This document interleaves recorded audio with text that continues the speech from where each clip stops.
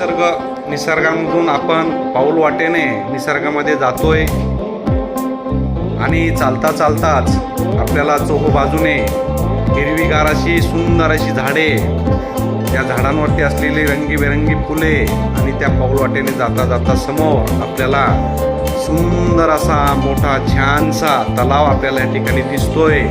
आणि त्या सुंदर तलावामध्ये निळसर रंगाचं पाणी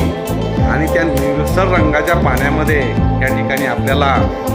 सुंदर कमळांची फुले, सुंदर अशी कमळांची फुले आणि त्या सुंदर कमळांच्या फुलांवरती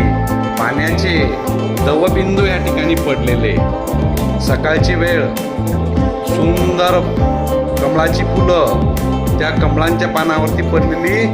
सुंदर अशी दवबिंदू आणि सकाळच्या वेळेला पडलेली या ठिकाणी सूर्याची सुंदर अशी किरणे आणि त्या सुंदर किरणांमुळे त्या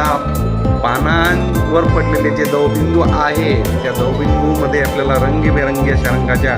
छटा या ठिकाणी दिसतात आणि